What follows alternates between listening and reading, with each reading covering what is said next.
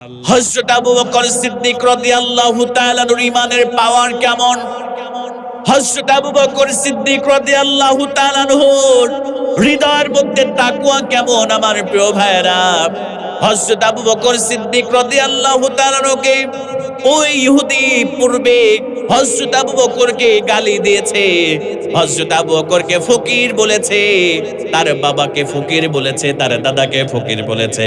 হযরত আবু বকর তাকে কিছু বলে নাই, কিন্তু যেই দিন হযরত আবু বকরকে ইহুদি ডাক দিয়ে বলে, আবু বকর রে, তোমরা যে আল্লাহর ইবাদত করো, যে আল্লাহর বন্দেগী করো, যে আল্লাহর দাসত্ব তোমরা করো, ওই আল্লাহ হলেন ফকির, ওই আল্লাহ হলেন গরিব। আমার মুসলমান ভাইয়েরা, হযরত আবু বকর সিদ্দিক রাদিয়াল্লাহু তাআলা আনহু এবার তিনি রাগান্বিত হয়ে গেলেন।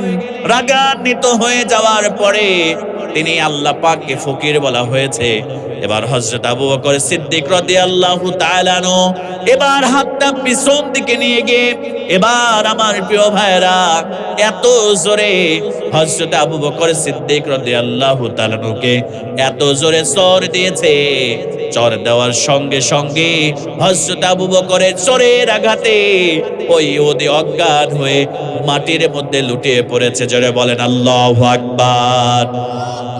আমার মুসলমান ভাইয়েরা, হযরত আবু বকর সিদ্দিক রাদিয়াল্লাহু তাআলা আনহুর চর খেয়ে ইহুদি মাটির মধ্যে লুটিয়ে পড়ে অজ্ঞান হয়ে গিয়ে এবার কিছুক্ষণ পরে যখন ইহুদির জ্ঞান ফিরেছে, এবার বিশ্বনবী সাল্লাল্লাহু আলাইহি ওয়াসাল্লামের দরবারে ওই ব্যক্তি চলে এসেছে। আসার পরে আল্লাহর নবীজিকে ডাক দিয়ে বলে, ও নবী মুহাম্মদ, তোমাদের সাহাবী, তোমার সাহাবী হযরত আবু বকর তার নাম, আমাকে এত জোরে চর মেরেছে, আমি অজ্ঞান হয়ে পড়ে গিয়েছি। আমার কোনো দোষ নাই, আমি কোনো অপরাধ করি নাই, আমাকে শুধু শুধু চর দিয়েছে।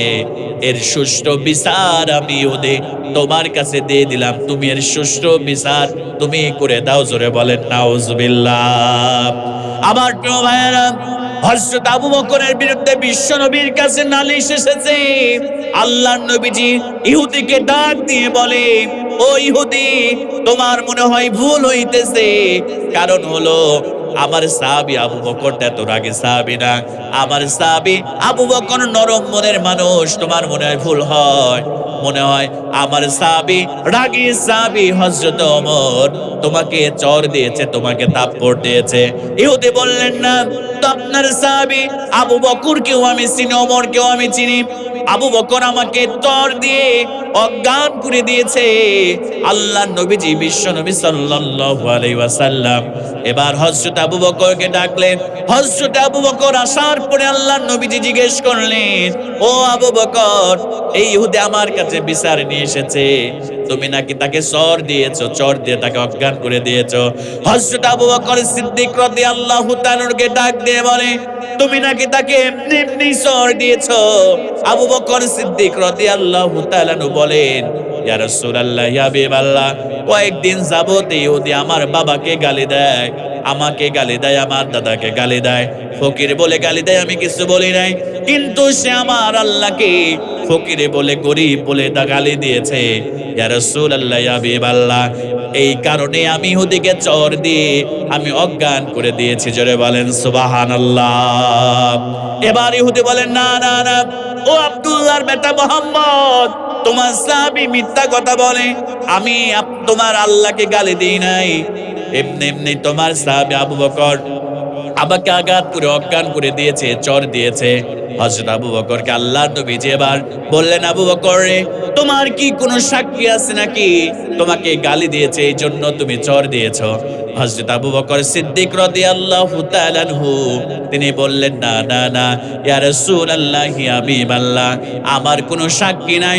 হযরত আবু বকর যখন এই কথা বললেন, আল্লাহর নবীজি সাল্লাল্লাহু আলাইহি ওয়াসাল্লাম এবার রায় দিয়ে দিলেন।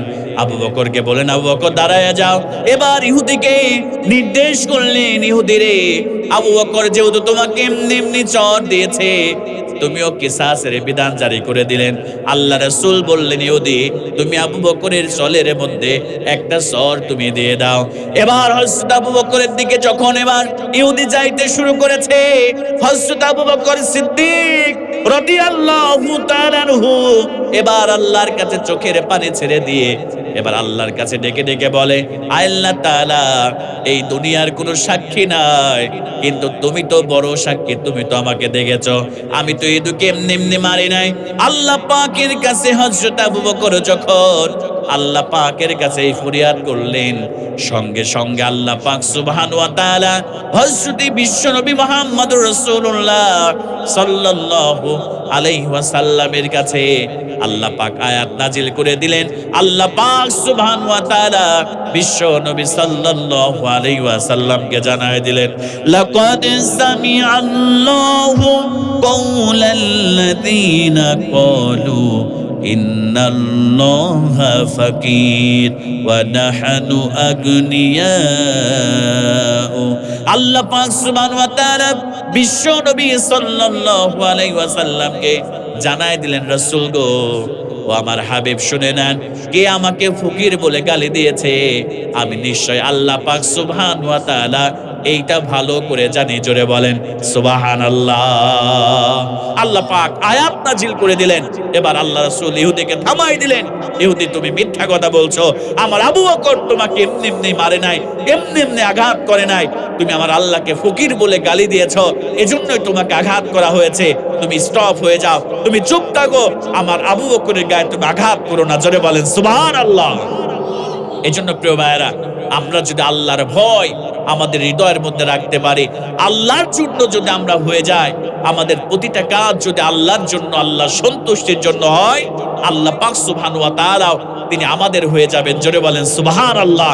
এজন্য সম্মানিত প্রিয় ভাইয়েরা, আমার কলিজার টুকরা প্রিয় ভাইয়েরা, রাসূলুল্লাহ সাল্লাল্লাহু আলাইহি ওয়াসাল্লামকে আল্লাহ রহমত করে, আল্লাহ বরকত করে এই পৃথিবীতে প্রেরণ করে দিয়েছে।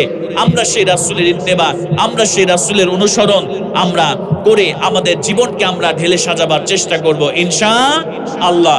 আল্লাহ নবী সাল্লাল্লাহু আলাইহি ওয়াসাল্লাম তিনি কখনো মিথ্যা কথা বলেন নাই, আমরাও কখনো মিথ্যা বলবো না। আল্লাহ রাসূল কখনো ওয়াদার খেলাফ করেন নাই, আমরা ওয়াদার খেলাফ করব না। আল্লাহ রাসূল সাল্লাল্লাহু আলাইহি ওয়াসাল্লাম তিনি কখনো ওজনে কম দেন নাই, আমরা ওজনে কম দিব না।